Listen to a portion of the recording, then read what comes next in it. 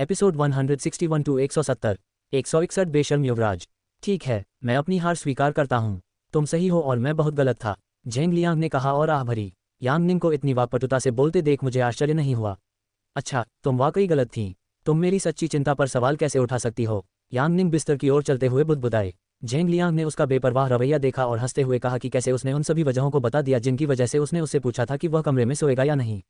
उनकी बातचीत एक बेबाक सवाल से शुरू हुई जो बिना किसी वजह के लंबा खींच गया था। वह केवल ये जानना चाहता था कि क्या वह इतने समय से उसे याद करती है या नहीं। हालांकि उसके प्रश्न का उत्तर केवल हाँ या नहीं में देने के बजाय वह अपने प्रश्न के पीछे के सभी वैध कारण बताती रही। बोलने के मामले में वह यांग लुओयांग से ज्यादा वाकपटु और विश्वसनीय लगती है और अपनी बातों और विश्वसनीय बहानों से किसी को भी कायल कर सकती है। यहाँ तक कि वह महामहिम से भी अच्छी बातचीत करने में कामयाब रही, जो कभी किसी से इतने नर्म अंदाज में बात नहीं करते थे। फिर भी वह उनसे बात करने में कामयाब रही और इतने कम समय में उनकी पसंदीदा बन गई। उनका व्यक्तित्व इतना अनोखा है कि राजधानी या अन्य राज्यों की कुलीन महिलाओं में ऐसा मिलना दुर्लभ है। जब भी वह उन अफवाहों के बारे में सोचता है जो उनकी शादी से पहले राजधानी में उसके असभ्य और उदासीन व्यक्तित्व के बारे में जंगल की आग की तरह फैल रही थी, तो वह कभी कभी सोचता है कि क्या वह कभी उन लोगों से मिली भी थी या नहीं। क्योंकि अगर वह उनसे मिलती तो कोई रास्ता नहीं था कि वे उसे रूखा और उदासीन समझते। अपनी शादी से पहले जब वह ड्रैगन मंडप में आती थी तो वह दरबार की सभी दासियों और दासियों को अपने पक्ष में कर लेती थी। Dot dot dot dot dot. यहाँ तक कि मुख्य दरबारी महिला यूलिंग भी उसे पसंद करने लगी थी, जो केवल उसके आदेश पर ही यांग परिवार के पास उसकी सेवा करने जाती थी। शादी के बाद उसे शाही महल की जीवनशैली में ढलने में ज्यादा समय नहीं लगा और वह जल्द ही ड्रैगन मंडप में दूसरों के साथ घुल मिल गई। उसने उसे ड्रैगन मंडप में दरबार की महिलाओं और दासियों के साथ ऐसे गपशप करते हुए देखा था मानो वह उनकी दोस्त हो और सभी उसे पहले से ही उससे ज्यादा पसंद करने लगे थे। ड्रैगन पवेलियन के नौकरों को अपनी युवा मालकिन द्वारा इतना अच्छा व्यवहार मिलता देख दूसरे विभागों के नौकर ईर्ष्यालु हो जाते हैं। अगर हालात ऐसे ही रहे तो उसे डर है कि ज्यादातर नौकर अपने अपने विभाग छोड़कर ड्रैगन पवेलियन आना चाहेंगे। उसे राजमहल में आए ज्यादा समय नहीं हुआ है, फिर भी उसने कई लोगों से दोस्ती कर ली है। उसे इस तरह दोस्त बनाते देखकर कौन कह सकता है कि वह नौकरों के साथ अच्छा व्यवहार नहीं करती और हर छोटी मोटी गलती पर उन्हें सजाए मौत देती है। अंडरस्को। यांग निंग ने बिस्तर पर तकिया ठीक किया और उस पर बैठते हुए कहा, अगर तुम यहीं सोने वाले हो तो क्या तुम्हें अपने रात के कपड़े भी नहीं पहनने चाहिए, या तुम ऐसे ही सोने की योजना बना रहे हो? उसने सवालिया निगाहों से उसकी ओर देखते हुए पूछा। वह अभी भी वही कपड़े पहने हुए था जो वह शाही दरबार में पहनता था, तथा उसने अपनी सभी अंगूठियां और आभूषण पहन रखे थे। इस दुनिया के पुरुष भी इतनी अंगूठियां और गहने पहनते हैं जितने पिछले जन्म में उसके पास नहीं थे। इस दुनिया का फैशन अविश्वसनीय रूप से विलासितापूर्ण और फिजूल खर्ची वाला है। आह, मैं भी कपड़े बदलने जा रहा हूँ। मुझे जल्दी से कपड़े बदलने चाहिए। वह जल्दी से बिस्तर से उठा और अजीब तरह से अपनी गर्दन के पिछले हिस्से को खुजलाने लगा, फिर कमरे में रखी गोलमेज की तरफ बढ़ा ताकि नौकरानी द्वारा उसके लिए पहले से तैयार किए गए रात के कपड़े उठा सके। इतने लंबे समय के बाद वे एक ही बिस्तर पर साथ सोने वाले थे। यह अजीब और अजीब लग रहा था, लेकिन उसे अपने शरीर में झुंझुनी भी महसूस हो रही थी। वह एक साथ घबराया हुआ और उत्साहित भी था। अपने कपड़े बदलने के लिए कक्ष में लकड़ी की तह वाली स्क्रीन के पीछे जाने के बजाय उसने यांग निंग के सामने खड़े होकर अपने वस्त्र की डोरी खींचकर उसे खोल दिया और अपनी मांसल नंगी छाती उसे दिखा दी। आह, तुम क्या कर रही हो? तुम यहाँ अपने कपड़े क्यों उतार रही हो? यांग निंग आश्चर्य से हौंफने लगी क्योंकि वह उसके अचानक साहसिक कदम से अचंभित रह गई थी। उसने उसे न तो चेतावनी दी और न ही आंखें बंद करके यूं ही अपना चोगा खोलने को कहा। क्या उसे जरा भी शर्मिंदगी महसूस नहीं होती? झेंग लियांग अपना वस्त्र उतार रहा था और अपनी हरकतें रोक रहा था। तभी उसने यांग निंग की तेज हौंफने की आवाज़ सुनी और देखा कि उसने अपनी आंखें बंद कर ली हैं, मानो वह उसके सामने पूरी तरह से नग्न खड़ा हो। उसने दिलचस्पी से अपनी बाहें उठाईं और उसे इस तरह शर्मिंदा होते देख हंस पड़ा। उसने सिर हिलाया और बेपरवाही से उसके सामने कपड़े बदलते हुए बोला, यहाँ नहीं तो मैं कपड़े कहाँ बदलूंगा? ये मेरा कमरा है और हम पति पत्नी हैं। और क्या छुपाना है? और ये पहली बार नहीं है जब तुमने मेरे जिस्म को इस तरह देखा है। अचानक इतनी शर्मा क्यों रही हो? उसने उसे वो पल याद दिलाते हुए कहा जब वो दोनों बाथटब में फंसे हुए थे और उसने उसे नंगी नहाते हुए देखा था और इसी बीच उसने उसे अपने बदन का ऊपरी हिस्सा नंगा देखा था। यांग निंग की आंखें डर से चौड़ी हो गईं जब उसने उसका बेपरवाह लहजा सुना और उसके उत्तेजक साहसिक शब्दों से घबरा गई। क्या तुम्हारा क्या मतलब है कि मैंने सब कुछ पहले ही देख लिया है? मैंने कुछ नहीं देखा, कुछ भी नहीं, उसने सख्ती से कहा। वह इतना घुमा फिराकर क्यों बोल रहा है? कोई भी उसकी बातें सुनेगा तो गलत समझेगा और सोचेगा कि उनके बीच कुछ हुआ है। आह, तो तुम्हें इसे न देख पाने का अफसोस है। अगर तुम यही चाहती हो तो मैं तुम्हें दिखा सकता हूँ। तुम मेरी पत्नी हो, अगर तुम नहीं देखोगे तो कौन देखेगा? उसने मासूमियत से उसे देखते हुए कहा। यांग निंग के गाल उसके उत्तेजक शब्दों से चुकंदर की तरह लाल हो गए। उसकी नज़रें अनजाने में नीचे की ओर चली गईं जब उसने उसे देखा। हालांकि जब उसे एहसास हुआ कि वह कहाँ देख रही है और यह कितना अनुचित था, तो उसने जल्दी से नज़रें फेर लीं।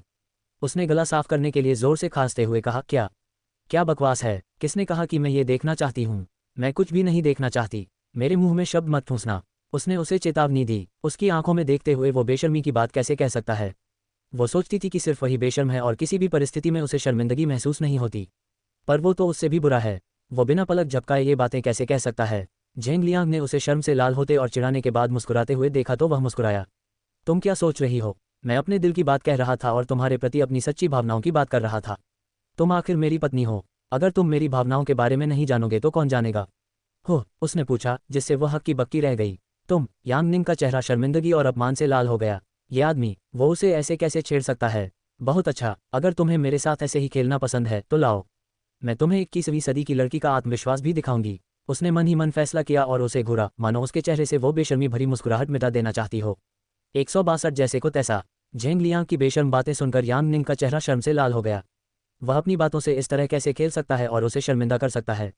वह दांत पीस रही थी और सोच रही थी कि उसे चिढ़ाने के लिए उसे कैसे सबक सिखाए, तभी उसने कुछ ऐसा देखा जिससे उसके चेहरे के भाव ढीले पड़ गए। उस पर भौहें चढ़ाने के बजाय वह होठों पर एक अर्थपूर्ण मुस्कान के साथ मुस्कुराने लगी और बोली, तुम सही कह रहे हो। तुम्हारी पत्नी होने के नाते मुझे हर बात का ध्यान रखना चाहिए और तुम्हारा ख्याल रखना चाहिए, उसने कहा और धीरे धीरे रहस्यमयी ढंग से छोटे छोटे कदमों से उसकी ओर चलने लगी। झेंग लियांग ने अपनी बाहें उठाईं क्योंकि उसे समझ नहीं आ रहा था कि वह अचानक उसकी तरफ क्यों आ रही है। उसने अनजाने में पीछे मुड़कर सोचा कि क्या वह उसके पीछे से कुछ उठाना चाहती है, हालांकि उसके पीछे ऐसा कुछ भी नहीं था जिसकी उसे इस समय जरूरत हो। यांग निंग, क्या तुम्हें कुछ चाहिए? उसने आश्चर्य से पूछा, जब यांग निंग अचानक उससे कुछ इंच दूर रुक गई और उसकी आंखों में देखने लगी। वह जिस तरह से उसके इतने करीब खड़ी थी, उसे देखकर वह अचंभित रह गया और शर्मिंदगी और उत्सुकता से उसके गाल लाल हो गए। वह सोचने लगा कि अब वह क्या करने वाली है। यांग निंग ने अपने दोनों हाथ अपनी पीठ के पीछे बांध रखे थे और उसकी गहरी आंखों में देखते हुए अर्थपूर्ण ढंग से मुस्कुराई, फिर पंजों के बल खड़ी होकर अपना चेहरा उसके स्तर तक उठाया। उसे इस तरह पहल करते देख झेंग लियांग ने अपनी मुठ्ठियां भींच लीं जो उसकी बगल में टिकी हुई थी और घबराहट और आशंका में अपनी सांस रोक ली। उसने अपनी लार गटक ली और आंखें बंद कर ली, फिर अपने पैरों को थोड़ा मोड़कर उसकी बराबरी कर ली। उसने अपने होंठ सिकोड़ लिए क्योंकि यह स्थिति उस दिन से बहुत मिलती जुलती थी जब उसने उसे पहली बार चूमा था। हालांकि इसे चुंबन भी नहीं कहा जा सकता क्योंकि उनके होंठ सिर्फ इसलिए एक दूसरे से छू रहे थे क्योंकि वह उसे बचाने की कोशिश कर रहा था जब वह झील में गिर गई थी और लगभग डूबकर मर गई थी। हो सकता है कि उसे उनका पहला चुंबन याद न हो, लेकिन वह अपने जीवन में उस विशेष क्षण को कभी नहीं भूल पाएगा। यांग निंग के होंठ एक चंचल मुस्कुराहट में मुड़ गए, ये देखकर कि उसने अपनी आंखें बंद कर ली हैं और अपने होठों को इस तरह से सिकोड़ लिया है जैसे कि वह उसके होठों पर चुंबन के लिए तैयार हो। उसने अपने नम और गुलाबी होठों को उसके होठों के किनारे हल्के से रगड़ा और फिर उसके चेहरे और गर्दन के आसपास हवा फूंकते हुए फुसफुसाया, तुम अपनी आंखें क्यों बंद कर रहे हो? क्या तुम्हारी आंखों में कुछ चला गया है? उसने पूछा। झेंग लियांग चुंबन का इंतजार कर रहा था, यांग निंग की साहसिक हरकतों से हैरान था और जब उसने अपने गर्म बाल उसके चेहरे और गर्दन पर उड़ाए तो उसके रोंगटे खड़े हो गए। उसकी बातें सुनकर उसने अविश्वास से आंखें खोलीं और उसे प्रश्नवाचक दृष्टि से देखने लगा। वह चुंबन जिसका वह इंतजार कर रहा था कभी नहीं आया और उसके चेहरे और गर्दन पर फूंक मारकर उसने जो आग जलाई थी वह धीरे धीरे गायब हो गई जब उसने देखा कि वह मुस्कुरा रही है और उसकी कमजोर स्थिति का मजाक उड़ा रही है। तुम सच में मुझसे पूछ रहे हो कि मैंने अपनी आंखें क्यों बंद कर लीं? क्या तुम मुझे चिढ़ा रहे हो और कुछ जानने का नाटक कर रहे हो? उसने परेशान होकर पूछा, जब यांग निंग उसे चूमने का इरादा न रखते हुए पीछे हट गई और अपनी बाहें छाती पर रखकर उसे देख रही थी। क्या वह उसे ऐसी अजीब स्थिति में डालकर उसके साथ खेल रही थी? मैं ऐसा करने की हिम्मत कैसे कर सकती हूँ? आखिरकार आप युवराज हैं, अगर मैं साम्राज्य के युवराज को छेड़ूंगी तो क्या मैं राष्ट्र की दुश्मन नहीं बन जाऊंगी? मैं ऐसा करने की हिम्मत नहीं कर सकती, उसने कहा और झेंग लियांग की भावनाओं से अनभिज्ञता का नाटक किया। तो फिर तुम पहले क्या कर रही थी? तुमने ऐसा क्यों किया? उसने पूछा क्योंकि वह उसकी मीठी मीठी बातों से संतुष्ट नहीं था। यांग निंग ने उस पर तीखा मुस्कुराया और कहा, आह, तुम इसकी बात कर रहे हो? मैंने तुम्हारे चेहरे पर हवा इसलिए मारी क्योंकि मैंने देखा कि तुम्हारे चेहरे से पसीने की बूंदें टपक रही हैं। तुम्हें गर्मी लग रही थी, इसलिए मैंने तुम्हें ठंडा करने के लिए तुम्हारे चेहरे पर हवा मारी। आपकी पत्नी होने के नाते मुझे हर समय आपकी सच्ची भावनाओं और मनोदशा का ध्यान रखना चाहिए। आपकी सुख सुविधा का ध्यान रखना भी मेरी प्राथमिकता है और मैं तो बस अपनी जिम्मेदारियां निभा रही थी, उसने उदासीनता से कंधे उचकाते हुए कहा। झेंग लियांग की भौहें तन गईं क्योंकि उसकी बातें बिल्कुल भी सच्ची और सच्ची नहीं लग रही थीं। वह समझ गया कि वह इस स्थिति में मासूम बनने का नाटक करके उसे चिढ़ा रही थी। वह ये देखकर हंसा कि वह किस तरह उसे चिढ़ा रही थी और उसे इतने कष्टों से गुजरने के बाद उसकी प्रतिक्रिया का आनंद ले रही थी। यांग निंग झेंग लियांग के चेहरे पर परेशानी भरे भाव देखकर मुस्कुराए और बिस्तर पर जाने से पहले मुस्कुराए और बोली, हमें अब सो जाना चाहिए, वरना तुम सुबह अपनी अदालती सुनवाई के लिए नहीं उठ पाओगे। चलो अब सो जाते हैं, उसने बिस्तर पर लेटते हुए और सोने से पहले खुद को कंबल से ढकते हुए कहा। झेंग लियांग अवाक रह गया जब उसने उसे यूं अकेला छोड़कर सोते हुए देखा। उसे जगाने के बाद वह कैसे सो सकती है? वह वाकई एक बेरहम औरत है। वह मन ही मन रोया, वह उसे ऐसे कैसे चिढ़ा सकती है? उसने अपने होंठ भींच लिए और उसे एहसास हुआ कि उसे चिढ़ाना उसकी सबसे बड़ी भूल थी। उसने गहरी सांस ली और अपने लिए एक गिलास ठंडा पानी डाला और एक ही घूंट में गटक गया। अपनी अंदरूनी आग को ठंडे पानी से ठंडा करने के बाद वह भी बिस्तर पर लेट गया और उसके बगल में सो गया। आज तो वही जीती थी, लेकिन अगली बार वह उसे अपने खिलाफ जीतने का कोई मौका नहीं छोड़ेगा। फिर नहीं। 163 युवराज के आदेश। क्या तुम्हारा क्या मतलब है कि कोई भी अंदर नहीं जा सकता? क्या तुम्हें लगता है कि इस महल में किसी को भी मुझे महामहिम से मिलने से रोकने का अधिकार है? यांग लिंगक्सिन ने महामहिम के कक्ष के सामने खड़े पहरेदारों की ओर देखा और ठंडे स्वर में पूछा, जब उन्होंने उसे कक्ष में प्रवेश करने और महामहिम से मिलने से रोकने की कोशिश की। मुझे, झेंग साम्राज्य की महारानी को, महामहिम के कक्ष में जाने से रोकने की तुम्हारी हिम्मत कैसे हुई? क्या तुम मरना चाहती हो? वह उन पर चिल्लाई क्योंकि वह उनके द्वारा दिखाए जा रहे अनादर को सहन नहीं कर पा रही थी। महामहिम के बीमार पड़ने के बाद से वह लगभग रोज उनके कक्ष में आती रही हैं और पूरा दिन उनके पास ही रहती हैं। वह सिर्फ खाना खाने के लिए ही उनके कक्ष से बाहर जाती हैं और जल्द ही वापस आकर उनके पास ही रहती हैं। वह उसकी पत्नी और साम्राज्य की महारानी है। वे उसे उससे मिलने से कैसे रोक सकते हैं? जब महारानी ने उन पर चिल्लाकर उन्हें अपने अधिकार का भय दिखाया तो पहरेदार घबरा गए। उन्होंने डर के मारे अपना सिर नीचे कर लिया और बताया, महामहिम ने हमें आदेश दिया है कि अब से मास्टर जियांग ताई और लेडी यूलिंग के अलावा किसी को भी महामहिम के कक्ष में प्रवेश करने की अनुमति नहीं दी जाएगी, जो महामहिम की देखभाल करेंगे और दिन प्रतिदिन के छोटे मोटे कामों में उनकी मदद करेंगे। महाराज, हम भी कुछ नहीं कर सकते, हम तो बस युवराज के आदेश का पालन कर रहे हैं, एक पहरेदार ने नम्र स्वर में उत्तर दिया और उसके सामने अपनी नजरें नीची कर लीं। उन्होंने महारानी को, जो शालीनता और शान की प्रतिमूर्ति हैं, कभी किसी से भी, यहाँ तक कि नौकरों या शाही रक्षकों से भी, इतने असभ्य और असभ्य तरीके से बात करते नहीं देखा। यांग लिंगक्सिन का चेहरा शर्मिंदगी और गुस्से से लाल हो गया। तो क्या गार्ड उसे झेंग लियांग के आदेश पर महामहिम के कक्ष में प्रवेश करने से रोक रहे थे? ... उसकी हिम्मत कैसे हुई? महाराज अभी भी जीवित हैं, फिर भी वह उसे महाराज से मिलने से रोककर अपना असली रंग दिखा रहा है। इसका क्या मतलब है? क्या वो उसके खिलाफ लड़ाई का ऐलान कर रहा है? उसने होंठ भींच लिए और गुस्से से उसका खून खौलता हुआ महसूस कर रही थी। वो उसका इतना अपमान कैसे कर सकता है? तुम्हारा क्या मतलब है कि सिर्फ मास्टर जियांग ताई ही महामहिम का इलाज करने के लिए अंदर जा सकते हैं? क्या मास्टर जियांग के शिष्य बाई जियांग महामहिम को दवाइयाँ खिलाने और उनके स्वास्थ्य की देखभाल करने के प्रभारी नहीं थे? उनके बारे में क्या? उसकी आंखें आश्चर्य से चौड़ी हो गईं क्योंकि उसे विश्वास नहीं हो रहा था कि झेंग लियांग ने न केवल उसे बल्कि मास्टर जियांग के सहायक चिकित्सक को भी कक्ष में प्रवेश करने से प्रतिबंधित कर दिया था। हाँ, मास्टर जियांग ताई के अलावा कोई भी अन्य चिकित्सक महामहिम की सेवा नहीं कर सकता था या शाही कक्ष के पास नहीं आ सकता था। गार्ड ने उसे सूचित किया। उसके दिमाग में क्या चल रहा है? क्या उसे लगता है कि ये सब करने से सब ठीक हो जाएगा और पहले जैसा हो जाएगा? क्या उसे कुछ पता चला? ये कैसे संभव हो सकता है? कोई रास्ता नहीं है जिससे वह महामहिम की हालत का कारण जान सके। नहीं, वो जरूर उसे नीचा दिखाने के लिए ये सब कर रहा होगा। हाँ, वो उसके सामने अपनी ताकत दिखाने की कोशिश कर रहा है और कुछ नहीं। उसने मन ही मन दोहराया और घबराहट से कांपते हाथों को काबू में किया। उसने गहरी सांस ली और खुद को संभाला। ऐसा नहीं चलेगा, वह यहाँ अपना नियंत्रण नहीं खो सकती। उसने गार्ड की तरफ देखा और समझदारी भरे अंदाज में कहा, झेंग लियांग ने हुक्म दिया है कि किसी को भी महामहिम से मिलने न दिया जाए। अगर ऐसा है तो तुम्हें उनके हुक्म का पालन करना चाहिए। उसने आवाज़ धीमी की और समझ में सिर हिलाया। हालांकि मुझे यकीन है कि मैं इस आदेश का अपवाद हूं क्योंकि मैं कोई साधारण व्यक्ति नहीं बल्कि साम्राज्य की महारानी और महामहिम की प्रथम संगिनी हूं। क्या आपको ऐसा नहीं लगता? अब दरवाज़ा खोलो और मुझे अंदर जाने दो। मैं महामहिम के कक्ष के लिए सुगंधित धूप लाई हूं जो उस बुरी ऊर्जा और अप्रिय गंध को दूर कर देगी जिसने महामहिम को घेर लिया है और उन्हें बीमार कर दिया है। उसने कहा, अगर तुम दरवाज़ा नहीं खोलोगे तो तुम्हें महामहिम की बीमारी के लिए जिम्मेदार ठहराया जाएगा और मेरे आदेशों की अनदेखी करने के लिए तुम्हें जेल में डाल दिया जाएगा। उसने साम्राज्य की महारानी के रूप में अपने अधिकार का प्रदर्शन करते हुए उसे धमकी दी। महाराज, पहरेदारों ने उसे झिझकते हुए देखा और समझ नहीं पा रहे थे कि उसे अब महामहिम के कक्ष में घुसने से कैसे रोकें। आखिरकार वह झेंग साम्राज्य की महारानी है, वह उसके खिलाफ कैसे जा सकता है? अगर वह दरवाज़ा नहीं खोलता और युवराज के आदेश का पालन नहीं करता तो महारानी उसे सजा देंगी और अगर वह ऐसा नहीं करता और युवराज के लिए दरवाज़ा नहीं खोलता तो महारानी उसे सजा देंगी। अंततः उसे दोनों तरफ से सजा मिलेगी। इस बुरी स्थिति से बचने के लिए वह क्या कर सकता है? जब गार्ड सोच रहे थे कि क्या करें और इस मामले को कैसे सुलझाएं, तो उन्होंने एक आवाज़ सुनी जिसने न केवल उन्हें आश्चर्यचकित किया बल्कि उन्हें राहत की सांस लेने का भी मौका दिया। अंडरस्को, महामहिम को नमस्कार, क्या आप यहाँ पिताजी से मिलने आए हैं? यांग निंग ने यांग लिंगक्सिन की ओर बढ़ते हुए पूछा, जो पहले महारानी के रूप में अपने अधिकार और पद का उपयोग करके गार्डों को डराने की कोशिश कर रही थी। यांग निंग जब मुस्कुराती हुई और दोस्ताना व्यवहार का दिखावा करती हुई उसके पास आई तो यांग लिंगक्सिन की भौहें तन गईं। ये लड़की अपने चेहरे पर झूठी मुस्कान बनाए रखना बखूबी जानती है। हालांकि उसे ज्यादा परेशान करने वाली बात यह थी कि वह महामहिम को किस तरह संबोधित करती थी। वह उन्हें औपचारिक उपाधि से संबोधित करती थी और महामहिम को पिता कहती थी। वह कब से उनके इतने करीब आ गई कि उन्हें पिता कहकर संबोधित कर रही है, जबकि झेंग लियांग उन्हें अक्सर पिता नहीं कहता। क्या वह महल में सबके सामने ये शेखी बघाड़ने की कोशिश कर रही है कि महाराज ने उसे अपनी पुत्रवधू के रूप में स्वीकार कर लिया है और उसे अपना हार भी उपहार में दिया है? यांग लिंगशिंग ने अपने होंठ भींच लिए और मुस्कुराने की कोशिश की। तभी यांग निंग उसकी ओर बढ़ी और उसके सामने खड़ी हो गई। हाँ, मैं महामहिम से मिलने आई थी और यह सुगंधित धूप लाई थी जो उनके कक्ष को सुगंधित रखेगी।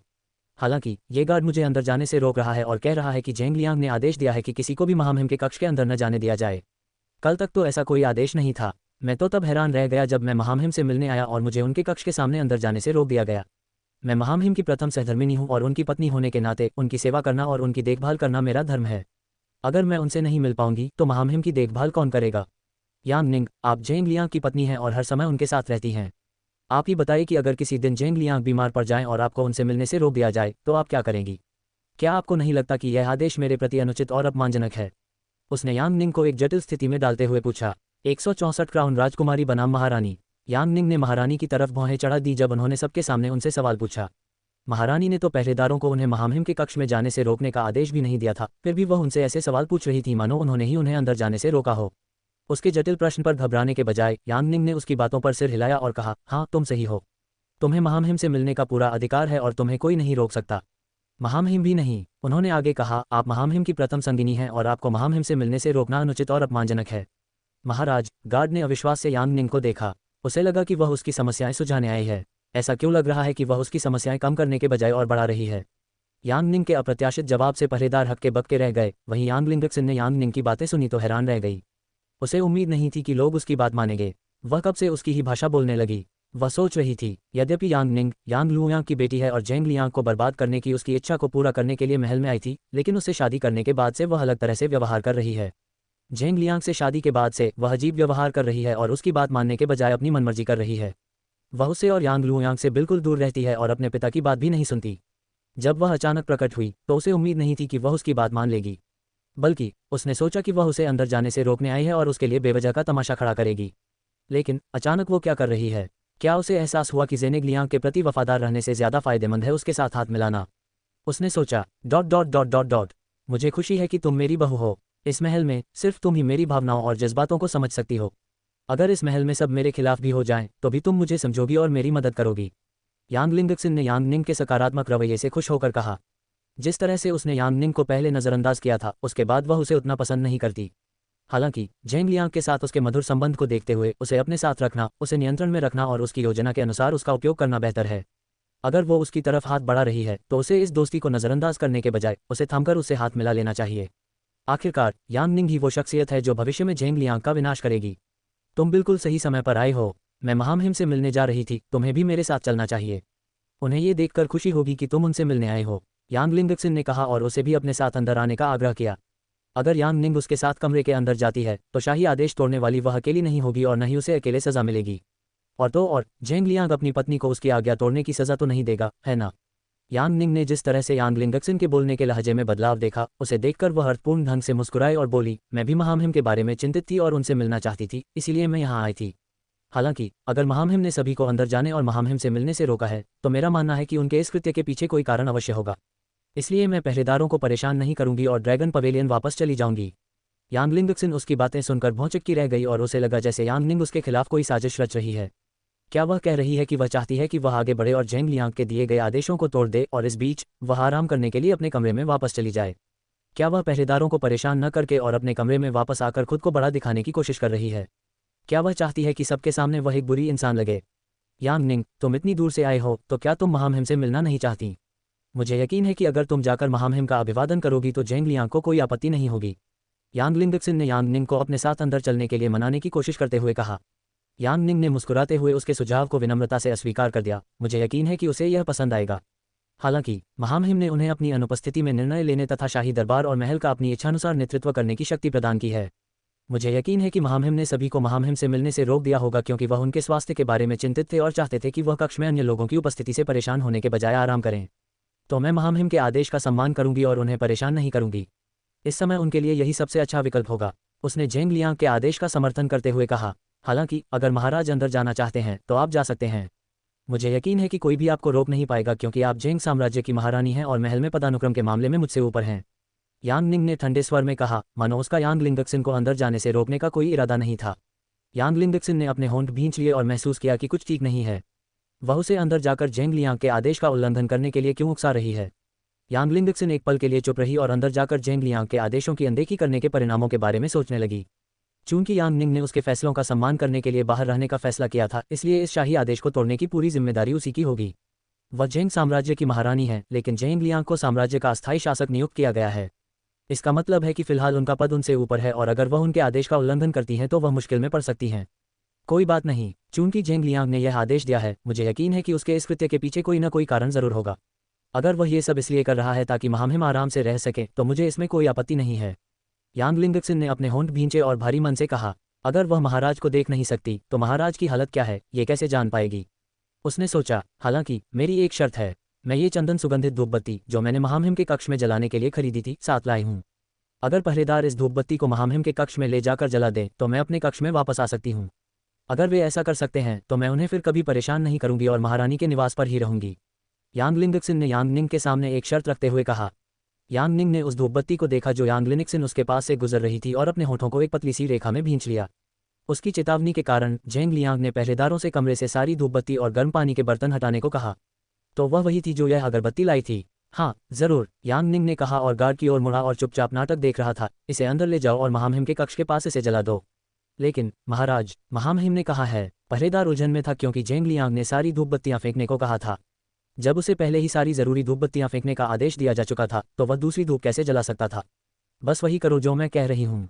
जाओ और ये सुगंधित अगरबत्तियां जलाओ। साथ ही महामहिम के बिस्तर के पास रखे गर्म पानी के बर्तन को फिर से भर दो और कमरे को सुगंधित करने के लिए उसमें प्राकृतिक तेल की कुछ बूंदें डाल दो। यांग निंग ने कहा और उसे अगरबत्तियां थमा दी। गार्ड यांग निंग के आदेशों को लेकर झिझक रहा था, लेकिन उसकी आंखों में चमक देखकर उसके पास उसे उठाकर अपने साथ अंदर ले जाने के अलावा कोई विकल्प नहीं था। पहरेदार को धूप ले जाते देख यांग लिंगशिन के चेहरे पर एक मुस्कान आ गई। वह यांग निंग की ओर मुड़ी और बोली, तो फिर मैं विदा लेती हूँ। तुम किसी दिन रानी के घर मेरे साथ चाय पीने आना। चूंकि झेंग लियांग काम में व्यस्त हैं, मुझे यकीन है कि आप पूरे दिन अपने कक्ष में बैठे बैठे बोर हो गए होंगे। आपको मेरे साथ चाय नाश्ता करने के लिए रानी के निवास पर आना चाहिए। यांग लिंगक्सिन ने बनावटी मुस्कान के साथ कहा और मुख्य महल से बाहर चली गईं। उन्हें इस बात से चिढ़ थी कि यांग निंग गलत समय पर आ गईं और उन्हें कक्ष में प्रवेश करने से रोक दिया। ये लड़की सचमुच दुष्ट है। 165 गुप्त सौदा। यांग लिंगक्सिन के चले जाने और अपनी नौकरानी के साथ रानी के निवास पर लौटने के बाद यांग निंग ने गार्ड की ओर देखा जो अपने हाथों में अगरबत्ती पकड़े हुए था और अगरबत्ती जलाने के लिए महामहिम के कक्ष के अंदर जाने वाला था। उसने उसे इशारा किया कि वह उसके पीछे पीछे आए और अकेले में इस मामले पर बात करे। कोने में पहुंचकर यांग निंग ने चारों ओर देखा कि आसपास कोई और गार्ड तो नहीं है। जियाओ वेई भी उनके सामने पहरा दे रहा था ताकि यह सुनिश्चित किया जा सके कि जब वे बात कर रहे हों तो कोई भी उनके पास ना आ सके। वह अन्य गार्डों को इस चर्चा के बारे में नहीं बता सकती क्योंकि वह निश्चित नहीं है कि महारानी और यांग लुयांग द्वारा कौन सा अंदरूनी व्यक्ति इस चर्चा में शामिल किया गया है। गार्ड ने उलझन में यांग निंग को देखा और सोचा कि उसने उसे कोने में मिलने के लिए क्यों कहा।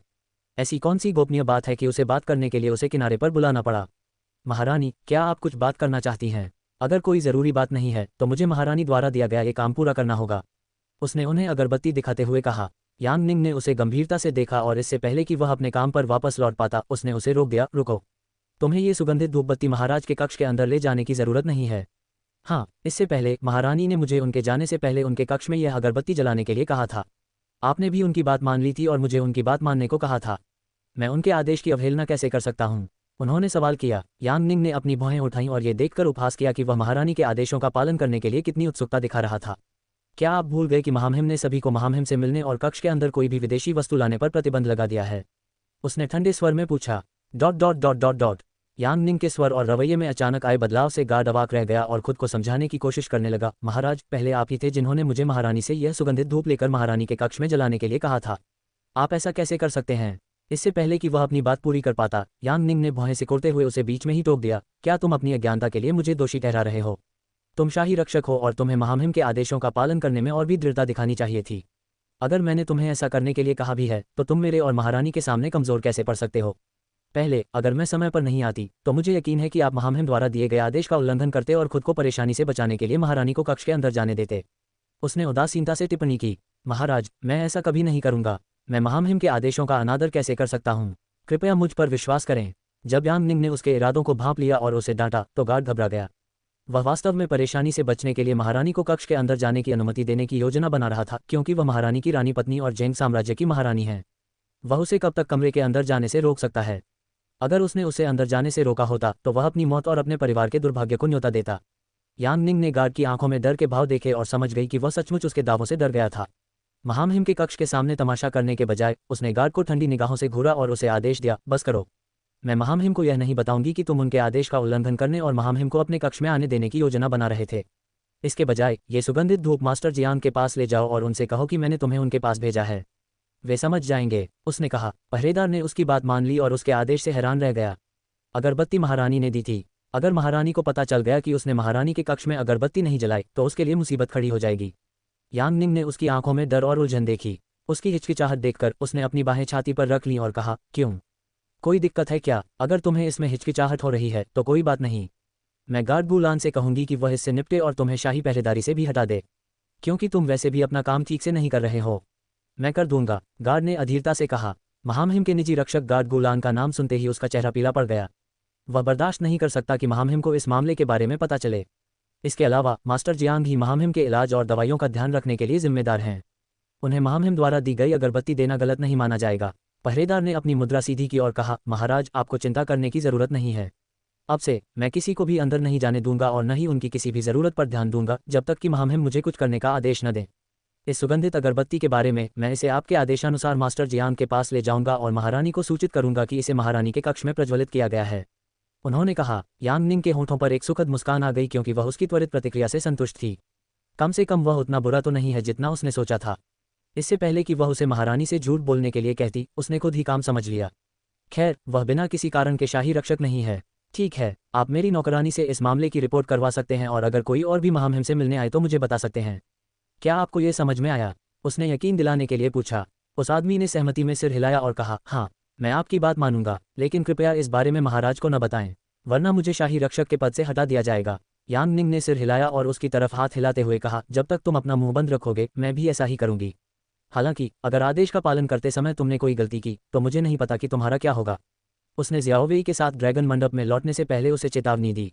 166 टकराव। मुख्य महल हॉल। युवराज और साम्राज्य के अस्थायी शासक के रूप में झेंग लियांग महामहिम की अनुपस्थिति में दोपहर के शाही दरबार सत्र का नेतृत्व कर रहे थे। वह बैठक के बीच में थे और मंत्रियों के साथ लंबित मामलों पर चर्चा कर रहे थे। तभी गुलान उनके पास आई और उनके कान में कुछ फुसफुसाया। यांग निंग ने ऐसा किया। गुलेन द्वारा दी गई रिपोर्ट सुनने के बाद झेंग लियांग आश्चर्यचकित थे कि यांग निंग ऐसा कुछ करेगी। गार्डों को आदेश देने के बाद कि वे किसी को भी महामहिम के कक्ष के अंदर न आने दें, उन्होंने गुलान से स्थिति पर नजर रखने और हर किसी की थोड़ी सी भी गतिविधि के बारे में उन्हें सूचित करने को कहा। हालांकि जब गुलान ने उसे कुछ देर पहले महामहिम के कक्ष के सामने हुई घटना के बारे में बताया तो वह हैरान रह गया। उसे उम्मीद नहीं थी कि यांग निंग उसकी पीठ पीछे उसका साथ देगी और महारानी से निपटने में उसकी मदद करेगी। उसने न केवल महारानी को बिना ज्यादा नाटक किए महामहिम के कक्ष में प्रवेश करने से सफलतापूर्वक रोक दिया, बल्कि महारानी द्वारा दी गई अगरबत्ती और प्राकृतिक तेल को भी मास्टर जियांग को बिना बताए भेज दिया। इससे साफ जाहिर होता है कि उसे महारानी की हालत पर शक है। अगर वह यांग लुयांग और यांग लिंगशिन की तरफ होती तो वह ऐसा करने की कोशिश कभी नहीं करती। उसके प्रति जो थोड़ा बहुत संदेह था वह भी उसके कार्यों के कारण समाप्त हो गया और इस पूरी स्थिति के बारे में उसे इससे अधिक खुशी नहीं हो सकती थी। ...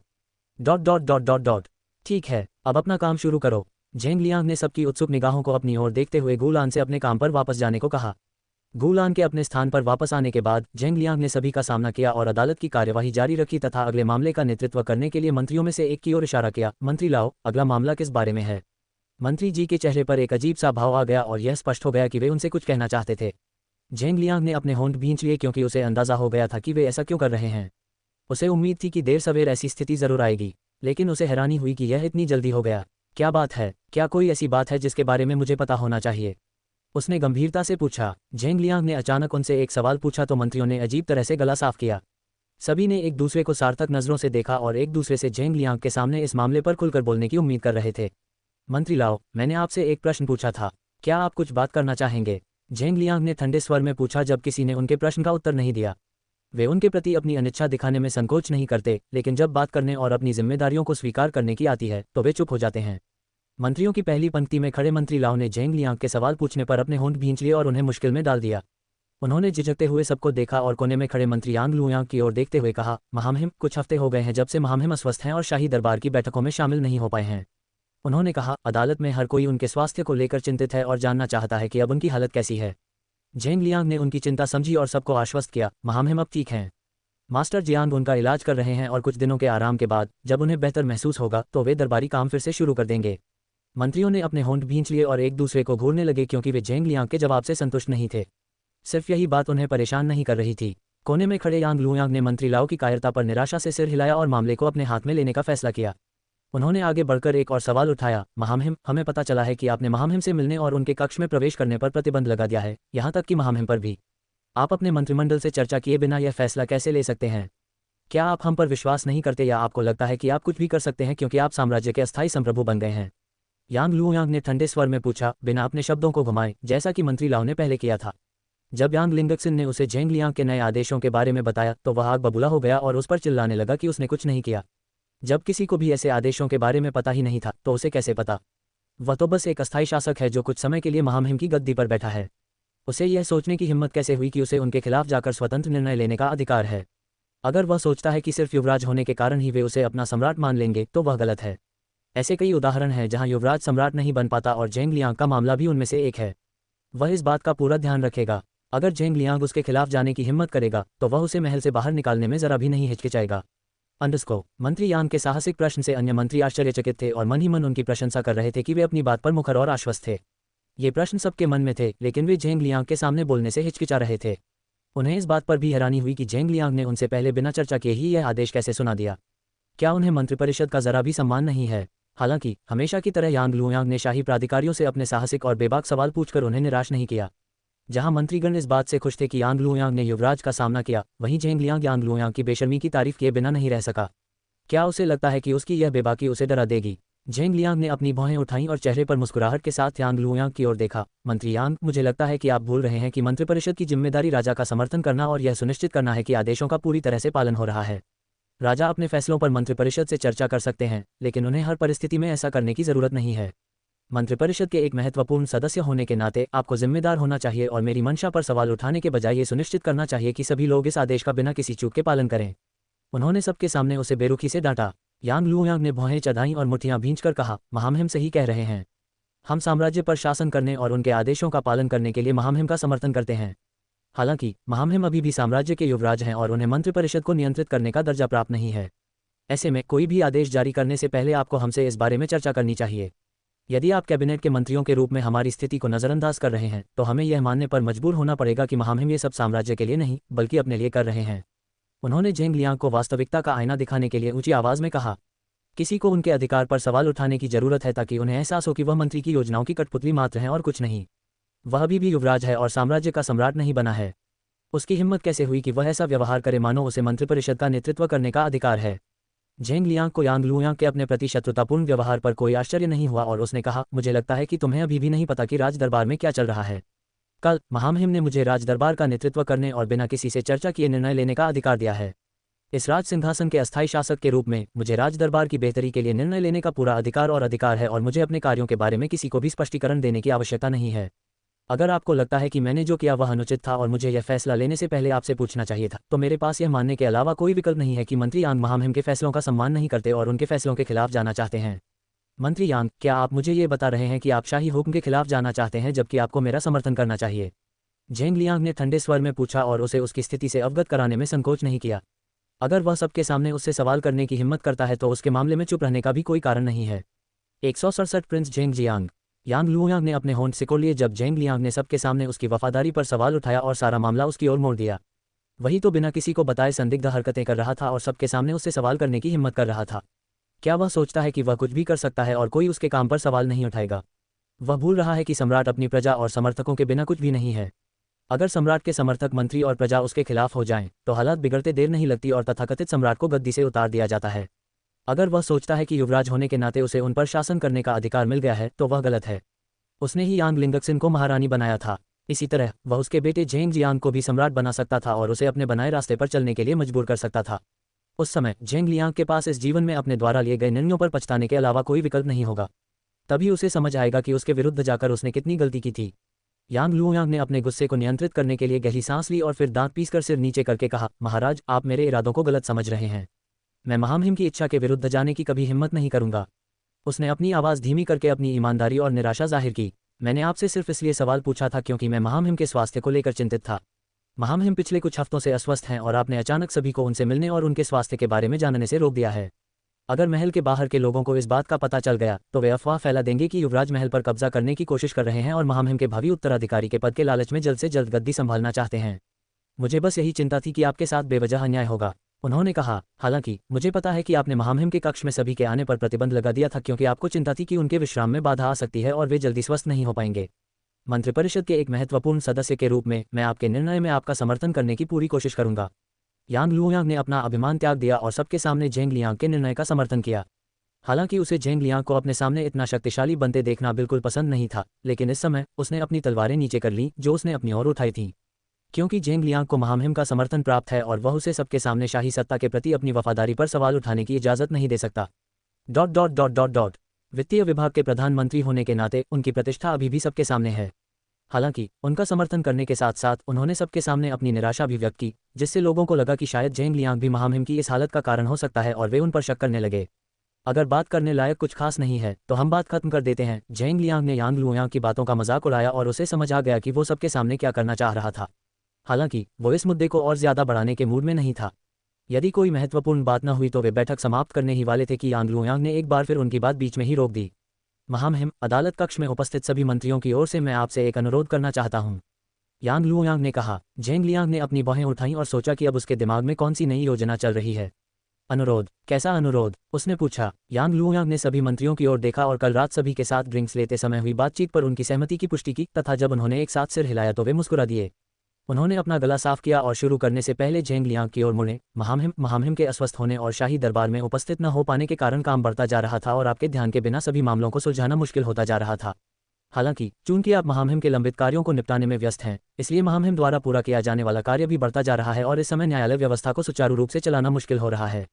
एक गंभीर चर्चा के बाद हमने निर्णय लिया है कि राजकुमार जेंग जियांग को महल में वापस लाना बेहतर विकल्प होगा। महारानी के पुत्र होने के नाते उन्होंने शाही शिक्षा प्राप्त की है और महल के कर्तव्यों और जिम्मेदारियों के बारे में किसी से भी ज्यादा जानते हैं। इतना ही नहीं, मैंने सुना था कि वे घुड़सवारी, तलवारबाजी और अन्य खेलों में भी पारंगत हैं। बाकी सभी राजकुमारों में से राजकुमार जेंग जियांग महल की जिम्मेदारियां संभालने के लिए महल लौटना सबसे अच्छा विकल्प होगा। इस तरह वह महामहिम के काम में उनका साथ दे पाएंगे और अपनी मां से भी मिल पाएंगे, जो वर्षों से उनके लिए बहुत तरसती रही हैं। यांग लुओयांग ने कहा। जेंग लियांग का विरोध करने के लिए उन्हें साम्राज्य का अगला सम्राट बनने के लिए एक और योग्य उम्मीदवार लाने की जरूरत है जो उनके जैसा ही हो और उनके सुझावों को सुनेगा और जो चाहे वह नहीं करेगा। उसने यांग निंग की शादी जेंग लियांग से इसलिए करवाई क्योंकि वह चाहता था कि यांग निंग जेंग लियांग पर नजर रखे और उसे अपने नियंत्रण में रखे ताकि वह अपनी शक्तियों और संबंधों का इस्तेमाल अपने फायदे के लिए कर सके।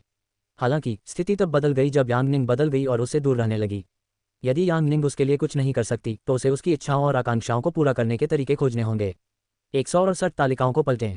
जी हाँ महाराज, कृपया राजकुमार जेंग जियांग को महल में वापस ले आइए।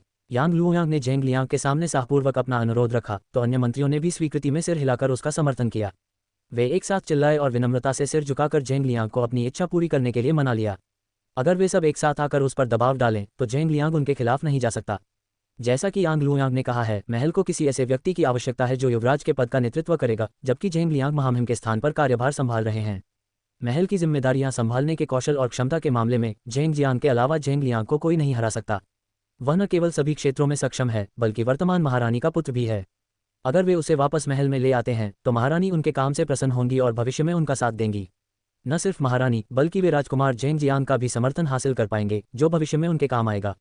यदि जेंग लियांग ने उनका समर्थन किया होता और उनके पक्ष में आ गए होते तो उन्हें उनके खिलाफ जाने के लिए इतनी दूर जाने की जरूरत नहीं पड़ती। हालांकि क्राउन प्रिंस से अभिजात वर्ग की प्रतिष्ठा बढ़ाने और शक्तियों को बढ़ाने की उनकी अपेक्षाओं के विपरीत जेंग लियांग आम जनता और उनके कल्याण के बारे में अधिक चिंतित हैं।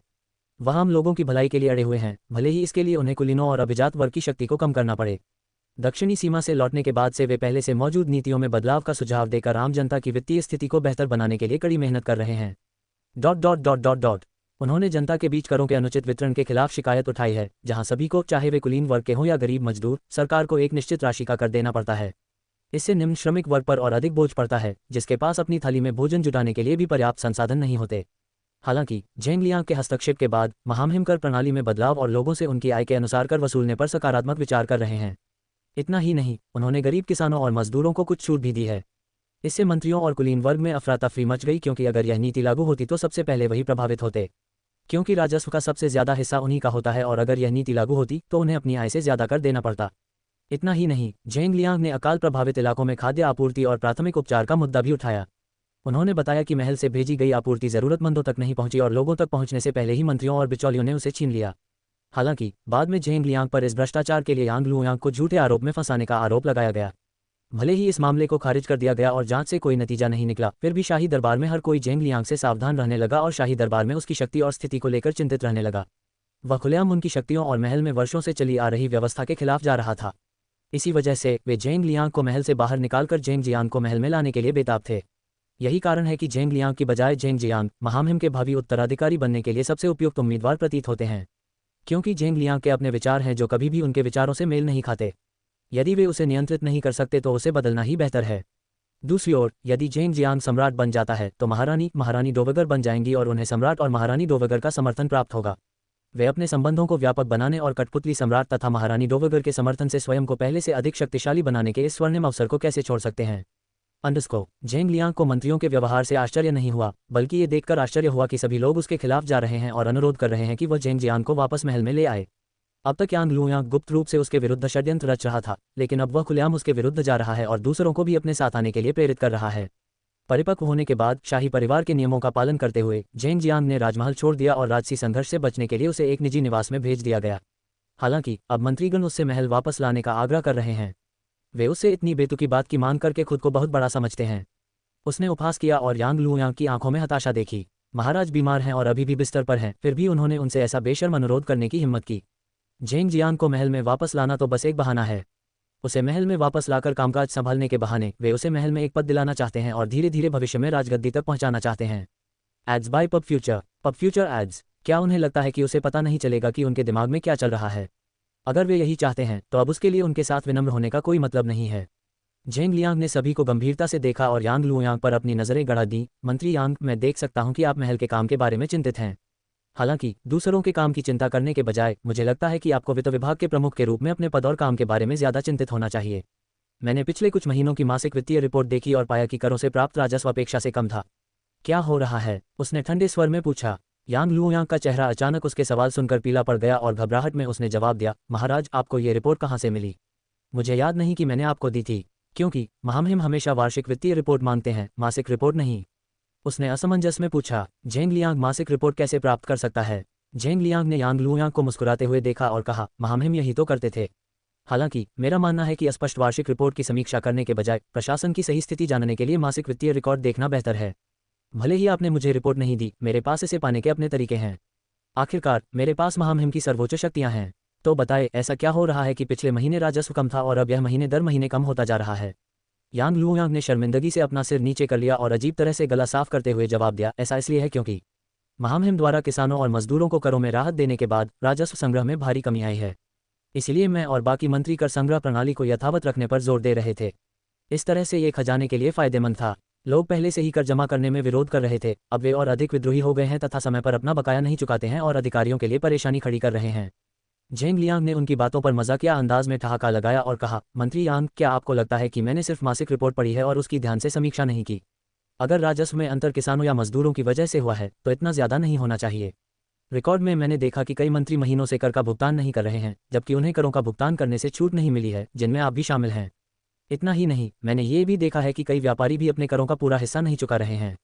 अगर शाही दबाव नहीं है तो सारा राजस्व कहाँ जा रहा है? क्या आप महल के निर्माण कार्य की चिंता करने से पहले इस मामले के बारे में कुछ बताएंगे? उसने ठंडे स्वर में पूछा। झेंग लियांग के शब्दों ने सभी को अवाक कर दिया और अन्य मंत्रियों ने घबराहट और शर्मिंदगी से अपना सिर नीचे कर लिया। किसने सोचा होगा कि झेंग लियांग बाजी पलट देंगे और यांग लुयांग को मुश्किल में डाल देंगे? सभी की तरह यांग लुयांग भी इस बात से हैरान और भयभीत था कि झेंग लियांग को मूल कर रिकॉर्ड कैसे मिल गए। सिर्फ कर रिकॉर्ड के बजाय उसे करदाताओं की विस्तृत सूची और उनसे वसूले गए राजस्व की जानकारी किसने दी? वह दस्तावेज बेहद गोपनीय है और उसे किसी को नहीं दिखाया जा सकता क्योंकि यांग लुयांग ने उसे कभी किसी को पढ़ने की इजाज़त नहीं दी। महामहिम ने उन पर कभी संदेह नहीं किया और उस दस्तावेज को पढ़ने के लिए कहा और उनके अलावा कोई भी उस दस्तावेज को पढ़ने का साहस नहीं कर सका। झेंग लियांग ने अपने विभाग में कौन सा आदमी भेजा था जिसने उसकी कड़ी निगरानी में उसके कार्यालय से वो खास दस्तावेज ले लिए? आखिर कौन उसे धोखा देकर उसके कार्यालय से वो गोपनीय रिकॉर्ड ले जा सकता था? हालांकि अभी इस बारे में सोचने का समय नहीं है। फिलहाल उसकी मुख्य चिंता यह है कि इस झंझट से कैसे निकला जाए। वह झेंग लियांग को क्या जवाब देगा ताकि वह सबके सामने उसकी वफादारी पर सवाल न उठाए और उसके लिए मुसीबत न खड़ी करे। 169 आश्चर्य या चौंकाने वाला। यांग लुयांग ने अपनी मुठ्ठियां भींच ली और गुस्से से उसका खून खौल उठा। सबके सामने टैक्स वसूली के बारे में उससे सवाल करके झेंग लियांग ने न सिर्फ उसे अपमानित किया है बल्कि वित्त विभाग के प्रमुख के तौर पर उसके अधिकार पर भी सवाल उठाया है। अगर झेंग लियांग उसे इस तरह सबके सामने शर्मिंदा करेगा तो अगली बार दूसरे लोग उस पर कैसे भरोसा कर सकते हैं और उसका साथ दे सकते हैं? उसने शाही दरबार में अपनी प्रतिष्ठा बढ़ाने और सबके सामने इस तरह अपमानित न होने के लिए यांग निंग से शादी की थी। उसने गहरी सांस ली क्योंकि उसे लग रहा था कि सबकी उत्सुक निगाहें उस पर टिकी हैं और उसे लग रहा था कि वे उसके किसी स्पष्टीकरण का इंतजार कर रहे हैं, क्योंकि इस मामले में सिर्फ वही नहीं बल्कि और लोग भी शामिल थे। अगर यांग लुयांग इस मामले को स्पष्ट नहीं कर पाए तो झेंग लियांग की तलवार उन पर ही घूम जाएगी और उस समय उनके पास कोई स्पष्टीकरण देने के लिए नहीं होगा, क्योंकि यांग लुयांग ही तो था जो उनके एहसानों के बदले में उनके कर बचाने में उनकी मदद कर रहा था। मंत्रियों और कुलीनों से कम कर वसूलने के बदले यांग लुयांग ने उनके साथ एक समझौता किया था जिसके तहत वह उनसे निजी तौर पर फायदा उठाता था। उनसे भारी कर वसूलने के बजाय वह उनसे फायदा उठाता था जिससे उसे फायदा होता था और इस तरह के गुप्त लेन देन से वह और अमीर बनता था। यांग लुयांग ने अपना गला साफ किया और झेंग लियांग की ओर देखते हुए कहा, महाराज, ऐसा लगता है कि मेरी ओर से कुछ भ्रम था। मैंने जरूर अपने कर्तव्य की उपेक्षा की होगी और रिपोर्ट की सही जांच नहीं की होगी। इसीलिए मैंने मान लिया कि राजस्व में यह अंतर किसानों और मजदूरों की वजह से था। महामहिम के बीमार पड़ने के बाद मैं शाही दरबार के काम और दूसरे काम भी संभाल रहा था और मैं अपना काम ठीक से नहीं कर पाया। अगर आप मुझे थोड़ा समय दें तो मैं रिपोर्ट की जांच करूंगा और जिन लोगों ने अभी तक जमा नहीं की है उनसे कर वसूल करूंगा। इस बार मैं आपको निराश नहीं करूंगा। यांग लुयांग ने इस मामले को फिलहाल टालने का बहाना बनाया। यदि इस बार उसने अपनी गलती को नज़रअंदाज कर दिया तो किसी को पता नहीं चलेगा कि उसने कर लिया है या नहीं, क्योंकि जेंग लियांग के पास उसके द्वारा प्रस्तुत प्रत्येक रिपोर्ट की जांच करने के लिए इतना समय नहीं है।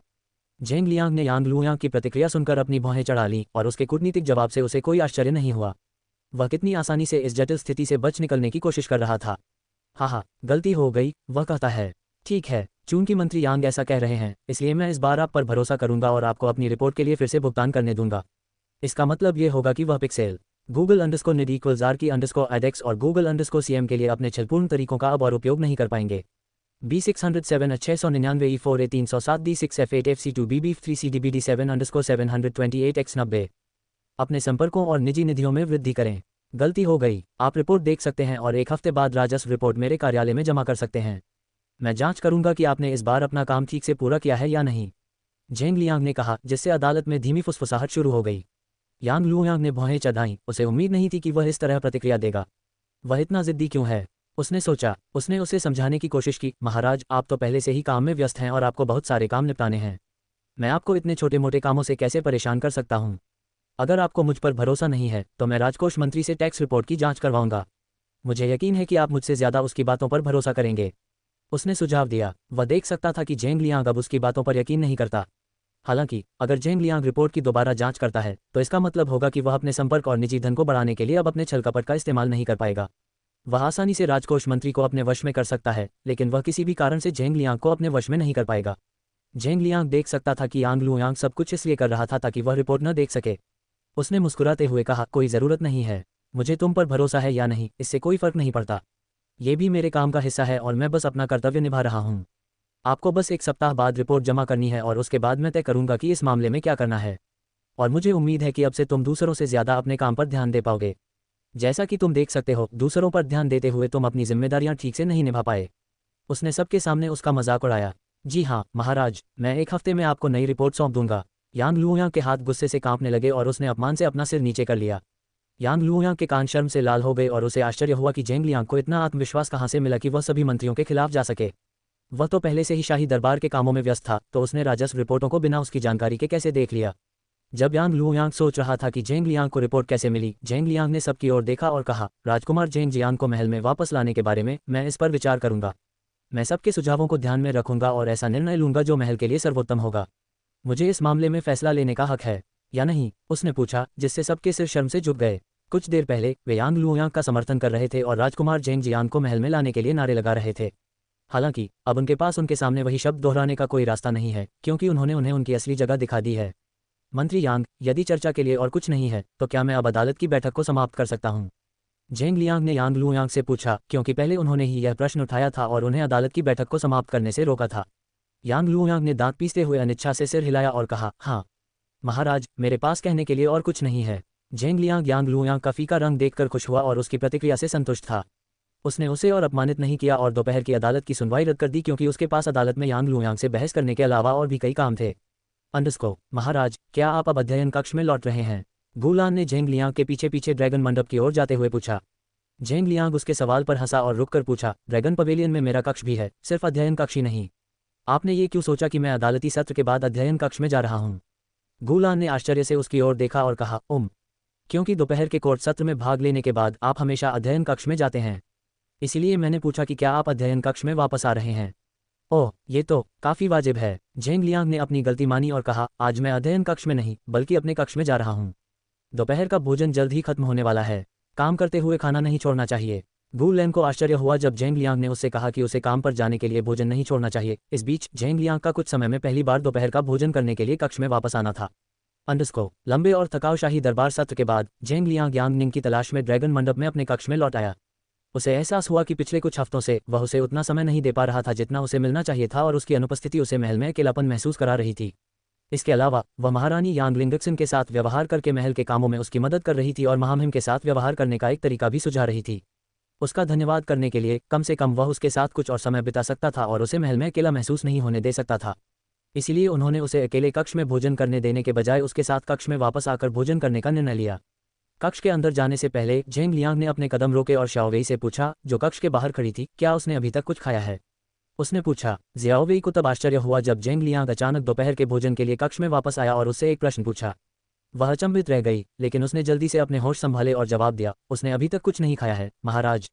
झेंग लियांग उसके जवाब से खुश था और यांग निंग को आश्चर्यचकित करने के लिए उत्सुक था, जो उम्मीद नहीं कर रही थी कि वह उसके साथ दोपहर के भोजन के लिए शामिल होगा।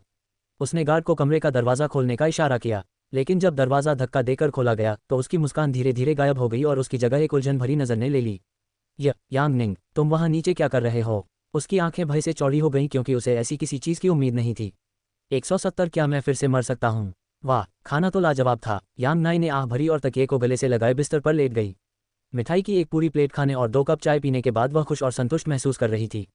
उसने अभी दोपहर का खाना भी नहीं खाया था, लेकिन वह मिठाइयों से भर चुकी थी। अरे रुको, मैं इसे खाना भी नहीं कह सकती, ये तो बस मुख्य भोजन से पहले की मिठाई थी। उसने अपनी स्थिति सुधारी और बिस्तर पर आरामदायक मुद्रा में लेट गई। मुख्य महल में महारानी से मिलने के बाद जब वह ड्रैगन मंडप में लौटी तो वह थकी हुई महसूस कर रही थी। उस महिला में दूसरों से बात करके ही उन्हें थका देने का हुनर है। अपनी ऊर्जा को फिर से ताज़ा करने और अपने शुगर लेवल को बढ़ाने के लिए उसने ज़ियाओवी से उसके लिए कुछ मिठाइयाँ और चाय लाने को कहा। इस दुनिया की मिठाइयों का स्वाद चखने से पहले उसे कभी एहसास ही नहीं हुआ कि उसे मीठा खाने का बहुत शौक है, या फिर यांग निंग के शरीर में होने की वजह से उसे इन दिनों सामान्य से ज़्यादा मीठा खाने की तलब लग रही है। हालांकि इस दुनिया में चॉकलेट या स्वादिष्ट केक नहीं है, फिर भी कई तरह की मिठाइयाँ हैं जो उसने अपनी पूरी ज़िंदगी में न कभी चखी और न ही देखी। अब जब वो इस दुनिया में आ ही गई है तो क्यों ना वो जो चाहे खाए और जी भरकर खाए। पहले वह हमेशा अपने वजन को बनाए रखने और फिट रहने के लिए मीठी चीज़ों से परहेज करती थी। हालांकि तीरंदाजी में वजन कम करने के लिए उन्हें सख्त आहार की ज़रूरत नहीं होती और वह बुनियादी शक्ति प्रशिक्षण से भी ऐसा कर सकती थी। उनके कोच कहते थे कि एक एथलीट को हमेशा सक्रिय और अच्छी फिट रहना चाहिए। जो खिलाड़ी अच्छे स्वास्थ्य और आकार में रहता है वह हमेशा अच्छे परिणाम लाता है। इसके अलावा एक एथलीट होने के साथ साथ उन्हें अक्सर टीवी पर आने और मीडिया को साक्षात्कार देने की भी आवश्यकता थी, क्योंकि वह सिर्फ एक एथलीट नहीं थी बल्कि एक स्टार एथलीट थी जो मशहूर हस्तियों के बराबर थी। शायद इसी वजह से वह जितना आसमान में सितारा बनकर चमकती थी उतनी ही बेरहमी से अपने तथाकथित कांड के कारण जमीन पर गिर पड़ी। यांग निंग बिस्तर पर लेटी तकिए को अपनी बाहों में लिए हुए हाथ से पेंट की गई डिज़ाइनों से सजी सफ़ेद छत को निहार रही थी।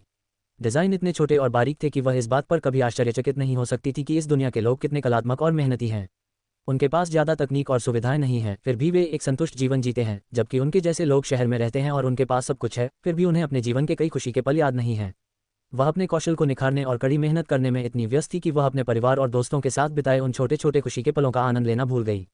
हालांकि जब उसने अपना सब कुछ खो दिया और इस बड़े और विशाल कमरे में अकेली रह गई तो अब उसे अपने परिवार द्वारा दिए गए वो छोटे छोटे खुशनुमा पल याद आते हैं। कभी कभी उसे अफसोस होता है कि उसने अपने परिवार के साथ ज़्यादा समय क्यों नहीं बिताया और अपने पिता को ये क्यों नहीं बताया कि वह उनके पिता होने के लिए कितनी आभारी है। यदि उसने उसे बताया होता तो उसे यांग निंग के रूप में इस दुनिया में रहते हुए और हर दिन स्वादिष्ट भोजन खाते हुए दुख और अपराधबोध महसूस नहीं होता। ये भावुक होने का समय नहीं है, इस तरह रोने से तुम्हें कोई फायदा नहीं होगा।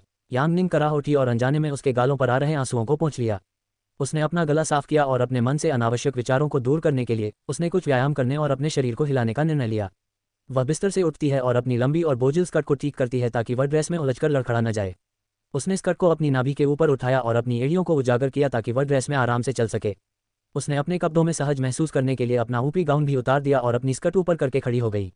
अपने अस्त व्यस्त कपड़ों में उसने अपनी कसरत की शुरुआत मौके पर ही जॉगिंग से की। ड्रैगन पवेलियन के सामने एक बड़ा और विशाल बगीचा है और एक प्रशिक्षण मैदान भी है जहां वह जॉगिंग के लिए जा सकती है। हालांकि अगर वह ऐसा करती तो उसे यकीन था कि महल के लोगों को उसे ऐसे दौड़ते देखकर दिल का दौरा पड़ जाएगा। यहाँ सब कुछ इतना जटिल क्यों है, वह सोच रही थी। कई महीने हो गए हैं जब उसने अपने शरीर को हिलाया डुलाया और कसरत की।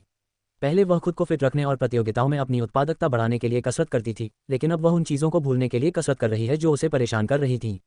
इसके अलावा यांग निंग का शरीर इतना कमज़ोर है कि वह उसे संभाल नहीं पाएगी। अगर हालात ऐसे ही रहे तो झेंग लियांग अपनी तलवार से उसकी गर्दन काटने से पहले ही वह खुद ही मर जाएगी, क्योंकि उसका शरीर इस महल से मिलने वाले इतने तनाव को नहीं झेल सकता। महल में खलनायकों का सामना करने और मौजूदा हालात से लड़ने के लिए उसे खुद को इतना स्वस्थ और सक्षम बनाना होगा कि वह मूल कथानक के विपरीत जाकर अपनी दुनिया में लौट सके। अगर वह इस दुनिया की मुश्किलों को झेलने के लिए स्वस्थ और मजबूत नहीं है तो वह अपनी दुनिया में कैसे लौट पाएगी। मैं अब और नहीं कर सकती। मुश्किल से 10 मिनट तक वहीं दौड़ लगाने के बाद यांग निंग की सांस फूलने लगी और उसके माथे पर पसीने की बूंदें उभरने लगीं। ये शरीर जितना मैंने सोचा था उससे कहीं ज़्यादा कमज़ोर है। मुझे आश्चर्य है कि यह अब तक कैसे जिंदा रही। यांग निंग जोर जोर से हाँफते हुए चिल्लाए। उसने जॉगिंग करना बंद कर दिया और उसकी जगह थोड़ी स्ट्रेचिंग करने का फैसला किया। व्यायाम करने से पहले उसने हल्की स्ट्रेचिंग की और फिर दूसरी एक्सरसाइज करने लगी। उसने अपने हाथों को आगे की ओर जोड़ा और घुटनों को मोड़कर स्क्वाट पोजीशन में बैठ गई और फिर खड़ी हो गई। चूंकि वह लगातार जॉगिंग नहीं कर सकती थी, इसलिए उसने अपने कोर और निचले शरीर को मजबूत बनाने के लिए कुछ स्क्वाट करने का फैसला किया। मुझे इतना पहले नहीं खाना चाहिए था, मुझे तो पहले से ही नींद आ रही है, वह एक और बार दोहराने के लिए नीचे जाते हुए करा उठी। जब वह खुद को ये सेट पूरा करने के लिए मजबूर कर रही थी, तभी उसे बाहर से कुछ फुसफुसाहटें सुनाई दी। हालांकि वह इस समय इतनी थकी हुई थी कि किसी और चीज़ की चिंता नहीं कर पा रही थी। उसकी प्राथमिकता इस सेट को पूरा करना और मिनी वर्कआउट सेशन से निपटना था। 10:35 उसने हिम्मत जुटाने के लिए आंखें बंद कर लीं और अपना आखिरी सेट जारी रखा। बस एक आखिरी सेट। फैंग वेबनोवेल पर लेखकों का सीधा समर्थन करो। ली, तुम ये कर सकते हो, तुम बहुत ही शानदार हो, आगे बढ़ो लड़की, वह चिल्लाए और खुद को प्रोत्साहित किया कि वह बीच में हार मानने के बजाय 3 सेट का राउंड पूरा करे। यांग ली, क्या तुम नीचे क्या कर रही हो? जब वह अपनी आंखें बंद किए हुए थी और खुद को आखिरी दोहराव पूरा करने के लिए मजबूर कर रही थी, तभी उसने एक चौंकने वाली चीख सुनी जिसने उसे चौंका दिया और वह लगभग अपना संतुलन खो बैठी और जमीन पर गिर पड़ी। वह अभी भी उकड़ू बैठी हुई थी जब उसने झेंग लियांग की चीख सुनी और ये देखने के लिए अपनी आंखें खोली कि क्या हो रहा है। लेकिन उसे ये देखकर आश्चर्य हुआ कि जो दरवाज़ा पहले बंद था वह पूरी तरह से खुला था और झेंग लियांग बाहर खड़ा अपनी बड़ी बड़ी आंखों से उसे देख रहा था। न सिर्फ वह, बल्कि बाहर खड़े पहरेदार और दूसरी नौकरानियां भी हैरानी और उलझन भरी आंखों से उसे घूर रहे थे। उसने अपने होंठों को एक पतली सी रेखा में भींच लिया और मासूमियत से पलकें झपकाईं। वह तो बस अपने दिमाग को तरोताज़ा करने के लिए व्यायाम कर रही थी, लेकिन किसने सोचा था कि हालात ऐसे हो जाएंगे। यांग निंग ने जियाओ वेई की ओर देखा जो झेंग लियांग के पीछे खड़ी थी और वह उसकी आंखों में भय देख सकती थी। सभी की हैरान करने वाली प्रतिक्रियाओं और जियाओ वेई के लगभग रोते हुए चेहरे को देखकर उसे एहसास हुआ कि महल में स्क्वाट करना सबसे अच्छा व्यायाम नहीं था। एक पल के लिए वह भूल गई कि वह फैंगली नहीं बल्कि यांग निंग थी, जो झेंग साम्राज्य का युवराज भी है। क्राउन प्रिंसेस सबके सामने स्क्वैट्स कर रही हैं, कितना खूबसूरत। इस स्थिति को समझाना प्रतियोगिता के दौरान उनके साथ हुए धोखाधड़ी के मामले को समझाने से भी ज्यादा विवादास्पद होगा। स्थिति के बारे में कहने के लिए कुछ न होने के कारण वह केवल दर्द के बावजूद मुस्कुरा सकती थी और अजीब तरह से हंस सकती थी, इस इंतजार में कि कोई उसके लिए गड्ढा खोद दे ताकि वह उसमें छिप सके। क्या मैं फिर से मर सकती हूँ? वह अभी भी उकड़ू बैठी हुई खड़ी मन ही मन रो रही थी, क्योंकि उसकी इंद्रियों के साथ साथ उसके शरीर ने भी काम करना बंद कर दिया था। आगे की कहानी सुनाने के लिए एम स्टोरी वर्ल्ड को सब्सक्राइब करो।